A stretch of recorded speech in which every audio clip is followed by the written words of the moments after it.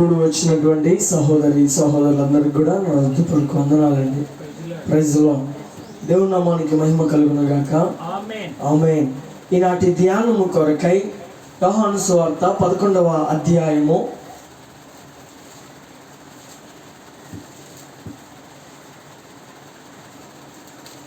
25వ వచనము ఎవరైనా ఒకరు చదివి సహాయం చేయండి.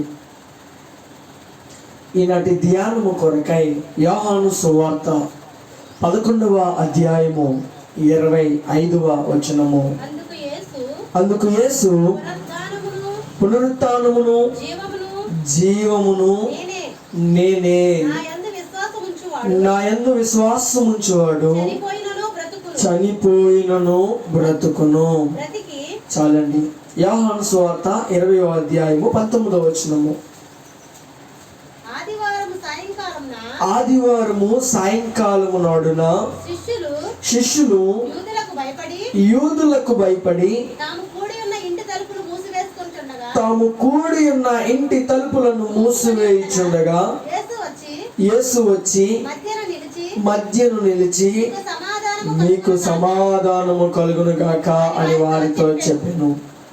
చదవబడినటువంటి ఈ రెండు వాక్యాల ద్వారా దేవుడు మనతో మాట్లాడును గాక.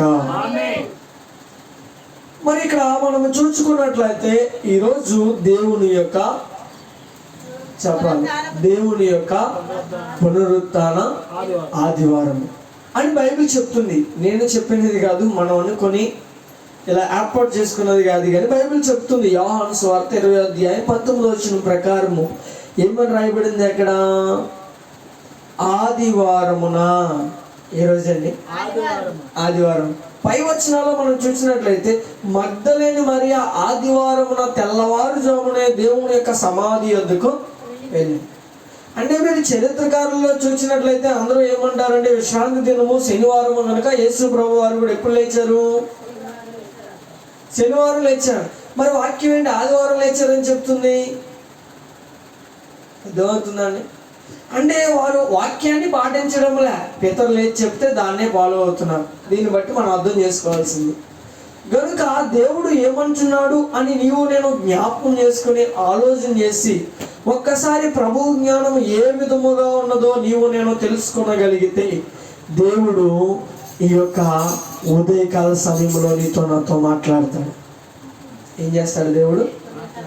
మరి దేవుడు మాట్లాడాలంటే మన వాక్యం మీద ధ్యాస ఉంచాలి. ఏముంచాలి? వాక్యం మీద. మగ్దలేని మరియ కాకుండా ఇంకొక మరియ ఉన్నారు బైబిల్లో. వాళ్ళ అక్క పేరు మార్త. మార్త ఏం చేస్తూ ఉన్నది?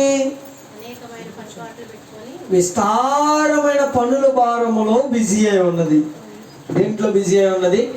విస్తారమైన పనుల భారములో ఏమై ఉన్నది? బిజీ అయి ఉన్నది.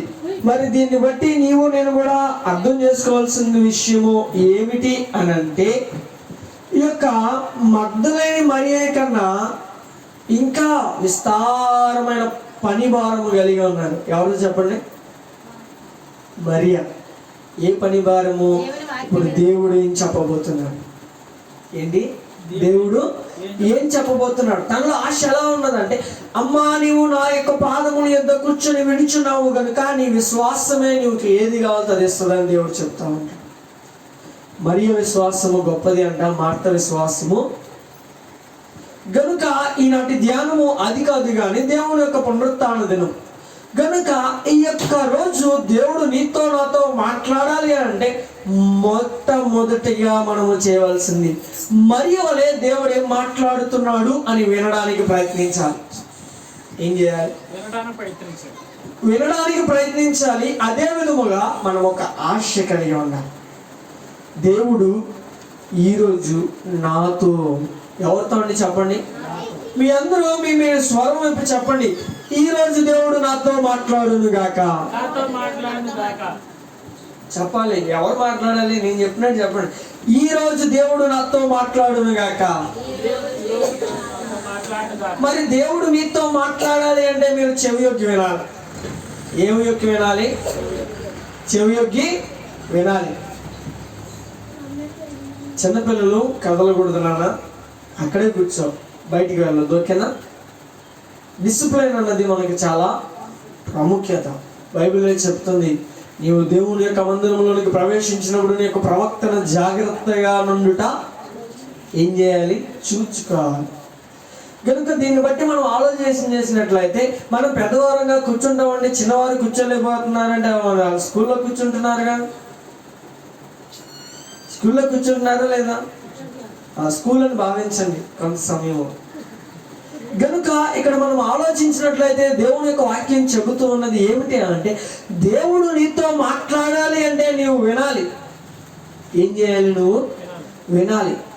వింటే మనలో ఒకటి కలిగిద్ది. గడిచినటువంటి వారాల్లో మనం మాట్లాడుకుంటున్నాం. ఏమిటది? వినుట వలన విశ్వాసం.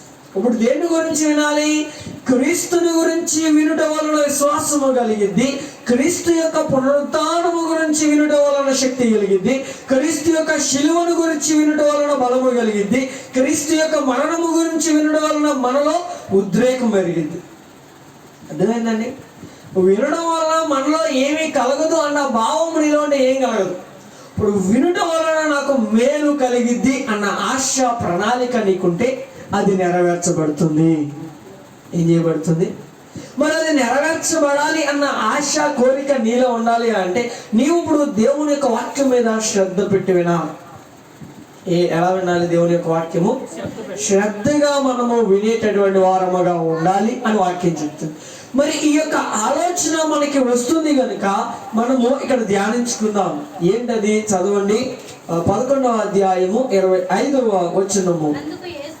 అందుకు యేసు, పునరుత్థానమును జీవమును నేనే, నా యందు విశ్వాసముంచువాడు చనిపోయినను బ్రతుకును. చాలండి. ఇక్కడ వాక్యం చెబుతుంది ఏమిటి అని మనము చూసుకున్నట్లయితే, అందుకు యేసు ఎలాగూ జవాబు చెబుతున్నారు. ఏమని? పునరుద్ధానమును జీవమును నేనే. సింపుల్గా పునరుద్ధానం అంటే ఏంటో చెప్పండి. పునరుద్ధానం మరలా తిరిగి జన్మించుట.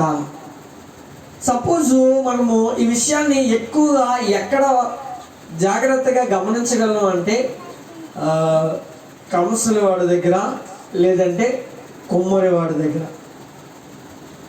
కంసుల వాడు అది బాగోపోయిందంటే మళ్ళీ దాన్ని మళ్ళీ యథావిధిగా మళ్ళీ అగ్నిలో వేసి కాల్చి మళ్ళీ ఇంకొక పాత్రను తయారు చేస్తాడు. కొమ్మరి వాడు కూడా మట్టి పాడైపోతే మళ్ళీ దాంట్లో ఇంకేదో కలిపి మళ్ళీ ఆ యొక్క సారు మీద పెట్టి ఏం చేస్తాడు? మళ్ళీ ఇంకా కొత్త పాత్రను తయారు చేస్తాడు.